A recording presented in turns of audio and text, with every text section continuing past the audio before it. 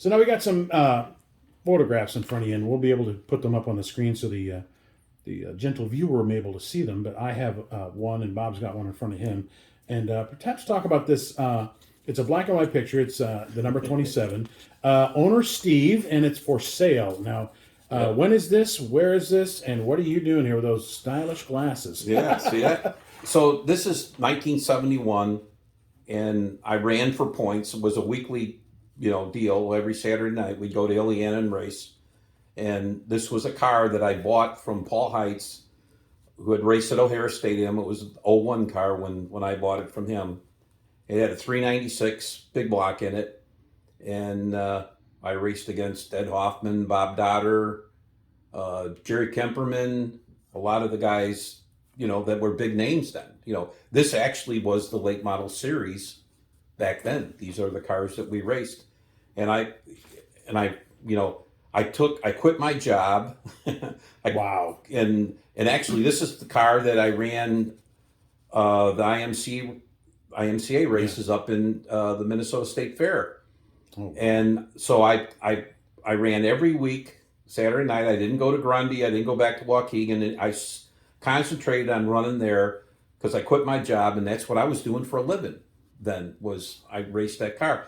And like I was telling you earlier, same tires all year long. Insane. I finished 7th in the points, I believe, if I remember right. Guys would love to have your tire. Yeah. It's non-existent. Now we go from that to this pretty yellow Camaro. And we're talking about the design that you said Tom came up with. And let me talk about this car a bit. This was, so I went down to New Smyrna one year, and Joe Ruttman was down there with, Trickle and all them guys, and that World Series of stock car racing. So Ruttman was driving for these guys. God, I can't remember the guy. Charlie was his name. It's called ABC. So, kind of had to step up your program then with these kind of, this was the late models then after that deal. Or this probably was 75, I think. Anyway, so I bought this car. It was a 3-link car, and it was fast. Hoffman had one. Jerry Kemperman had one. Ray Young had one. And we raced, every weekend with this car. And the same deal, Larry Schuler just waxed our rear end for 2 years there. And that's probably when, Tom and I decided that, we needed to go run the bigger cars, the USAC type cars, because the 3-link cars, I really couldn't get a good handle on them. Which is the next photo on the screen there. Is that it's the same look, RNS Racing. Yep. Again, that pretty car right there. Well, some people say if you're not dominating in the lower series, you should move on to the next series, but you kind of maybe did it backwards. Well, yeah. Well, or just think you needed some new thing. Or we both, I would do better in longer races. The Bettenhausen, was a 100-lap race, and long races would fit my style better. So this was a Speedway Engineering car that we bought from Frank Denny out in California. Pro Motor built it was a big block then. And, it was a good car. I mean, it was a good starting spot for us anyway to get into USAC stock cars and, get to know the logistics of traveling to bigger tracks and racing with the AJ Foyts and Joe Ruttmans and people like that. That's, I think this was our first year there. Then our second year that we ran there, then Rusty Wallace was there, and so that's how I got to know them guys. But this was Tom and I spent the whole winter in the garage building this car. It also looks a little bit like the Die Guard colors, except for yours is yellow. And let me tell you where this paint scheme came from. So Dale Earnhardt Sr. ran Charlotte or somewhere, and he had a paint scheme similar to this. Well, the red was my favorite color, and then the blue was Tom's favorite color. And I think Senior's car was white, so we didn't want to necessarily copy, Dale's paint scheme, so we painted ours yellow. And this was Volkswagen Sunburst Yellow that we had on there. So that kind of became, it was on the Camaro first, and then when we, built this car here, we decided we would build it the same thing. But let me tell you, this paint job took so much time to paint. Oh, I'm sure. That's why, I think once we were done with the Chevelle, we went to simpler paint jobs, even though I was a body man for like 35 years. It was still a pain in the butt to paint. Oh, that's another thing I noticed about your cars is that it seems like you didn't stick with one paint scheme. Red, white, yellow, blue. I mean, it didn't seem like you cared. I mean, being a body man, you figure, it's going to be, well, not to say, petty blue or shacked red or whatever. Right. But, you didn't stick with that. It didn't seem like you cared. Well, the way Tom and I always used to look at it, naturally everybody was looking for a sponsor. So the only way you're going to find a sponsor is if you can stand out more than the next guy. So whether it's, winning races or whatever. So we thought, we always used to get picked on from some of the haters there that, we'd always have the big flashy cars and paint jobs and stuff like that. Well, it was to be different. So, if somebody had a black car and this guy's got a red car, well, then we would come up with a yellow car. So, and we would always come up with something that would stand out more than the next guy. AJ. To get in their head, maybe? Or also, you think? Well, it was, AJ always had orange cars, and then, Ruttman, yellow. Yep, Joe with yellow. And then, Roger McCluskey and Norm Nelson, I know them are, were really getting back in the day, but I mean, they always had white cars, so it's just a matter. Sal Tavello was the one that probably, told us that, because Sal never stuck to a certain color. His were brown or white or red and blue. So it was more of, what are we going to do this year to be different? And I think that was it. We didn't want to be the same as everybody else.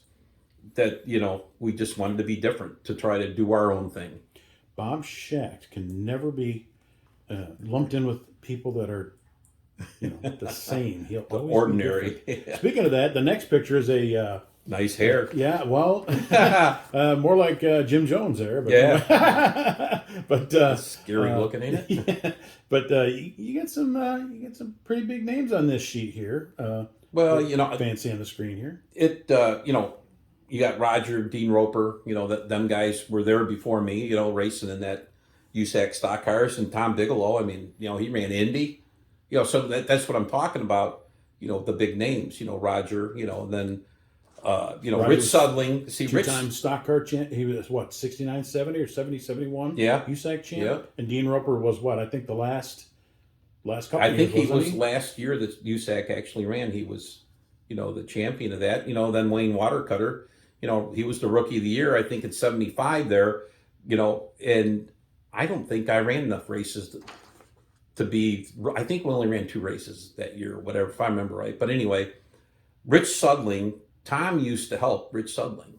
Oh, okay. Okay. So then when Whitey Gherkin got killed at Illiana, we went and ran the Whitey Gherkin Memorial Race at Rockford. And Rich didn't go, so Tom went with me. And that's kind of how Tom and I got together was, we went to the racetrack, I had a Chrysler kit car then that Bobby Wallach built.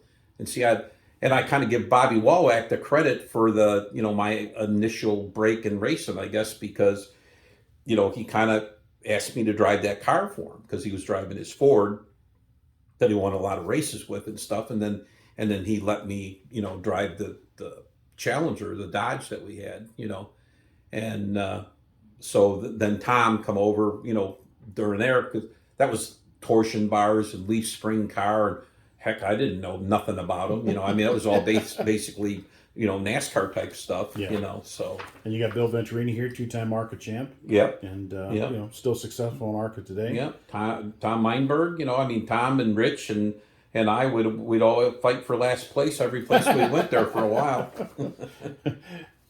Well, and Eddie Wax, consistent, right? yeah, and Eddie Wax, him and Ron Neal, they started prototype racing engines. So Okay. yeah. Okay. Now here's another shot. This shot has a long history. It does. Where do you want to start? So this actually, go back to a couple of pictures there where you said that pretty Chevelle at Milwaukee. This is actually that car. So I was You're kidding. No, yeah. So I was in Ontario, California, and running the race, the USAC race there, and Bay Darnell had blown up an engine on the front straightaway, and I got in that oil and turned the car around backwards and smacked the wall and stuff like that. So anyway, we brought the car home and we fixed it, and I sold the car. If I remember, I sold the car to somebody. They didn't pay me or whatever the deal was, so I had to go repossess it. And then I brought the car home and I sold it to John Kennedy. So Oh wow. Okay. I think this might have been 82 or something or 3. So we had the Daytona Challenge deal in ARCA then, paid $1,000 to start the Daytona race.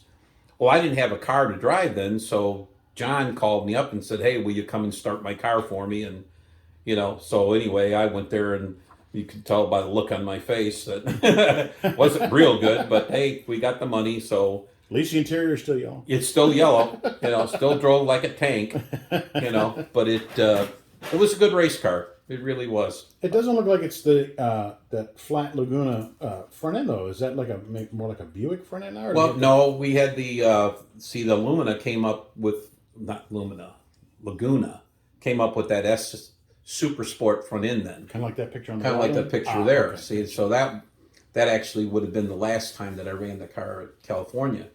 And a guy by the name of Williams, guy out of Texas, if I remember right, he built a fiberglass front end.